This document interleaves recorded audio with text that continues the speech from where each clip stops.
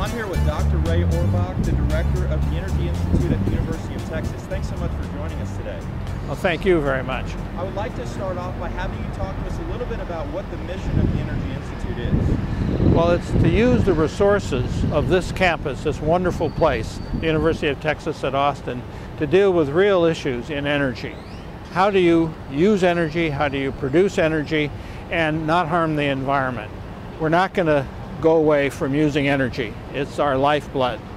But what happens when you run out of conventional resources? Are there other sources you can use that would ameliorate the impact of energy usage on the environment? That's what we're about. Well, our mantra, and we have one, is good policy based on good science. So we have the scientific background here at the University of Texas to deal with the issues that face us in energy. But we also have the policy people who study how to use that information to affect regulations and in the environment in which energy takes place. Now, we have 4 different foci for the Institute. The first is the one I've already talked about, namely using the resources of the campus. The second is to do what we're doing right now, to inform the public about energy, how do you produce it, how you use it, how it helps the environment if you're clever, and so on. The third is teaching. You see all around you are students.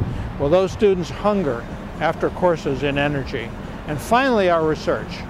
Our research has got to be credible. It will form the basis for the activities that our country develops in the future for use and extraction of energy. So we want to be the source for the best research in energy issues in the country. I'm standing in sunlight, and those plants you see in the background take sunlight, take CO2, take water, and produce their own fuel. Why can't we do that? Why can't we produce fuel from sunlight? That's one of our major objectives, and we have a plan currently underway to do research on converting sunlight and water into fuel, namely hydrogen. Hydrogen is the basis for increasing octane of your fuels for automobiles and trucks. Our refineries use natural gas to produce the hydrogen, but that produces CO2.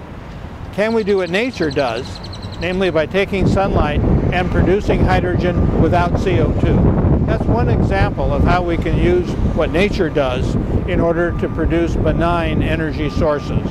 We have the best electrochemistry program in the country, and Professor Al Bard and Professor Buddy Mullins are the two who are focusing on that. If anybody can do it, they can.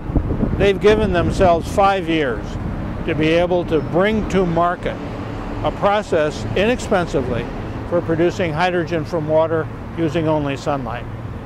We're also looking at things that produce CO2 and ways of dealing with that. For example, the electricity that we use in the state of Texas, a third of it comes from coal-fired power plants.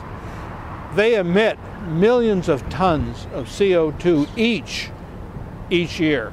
Is there any way to capture that CO2 in an economical fashion? The current methods for capture and storage are simply not economical. They're not going to happen. We have, just to my left, the Petroleum Engineering Department and the Chemical Engineering Department, and they figured out a way to use our natural resources, our saline aquifers underneath the ground, to offset the cost of capture and storage of CO2. We think we can make it, if not profitable, at least economical to capture CO2. Coal produces over 3 gigatons of CO2 every year in our country. That's a huge amount that goes into the atmosphere. If we can't figure out how to capture it, then the greenhouse effect, which is currently present, will only get worse.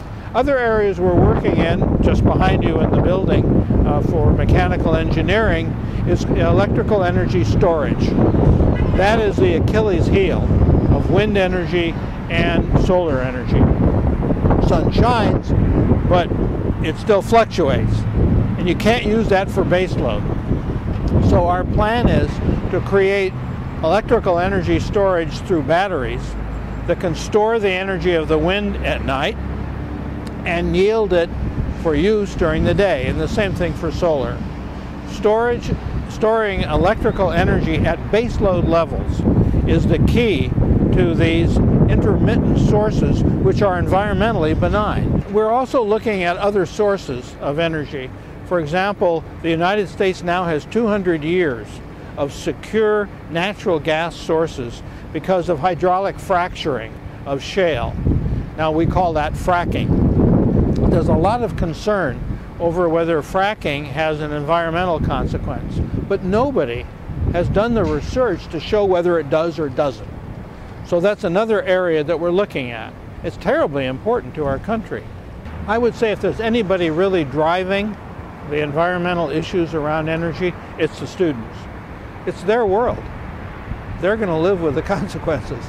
If we have global warming, it's they and their children who are going to experience the consequences first. The students are hungry for courses in energy and for research that they can be a part of. They want to contribute, and they are deeply involved on our campus in energy issues.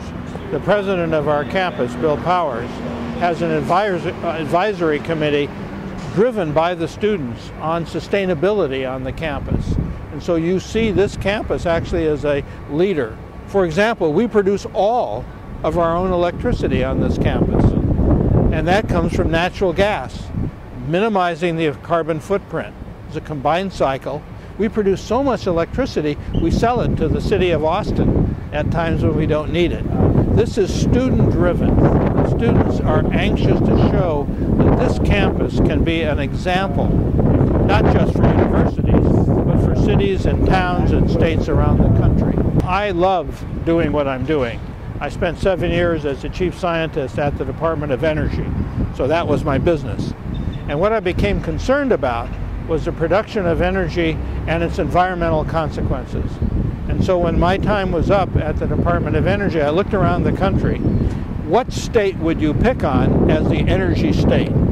Texas. And I was welcomed by the university, by the community, by industry here to develop programs that would enable our state to be a world leader in production of energy in an environmentally benign manner. That's why I came here, and I love the work that we're doing.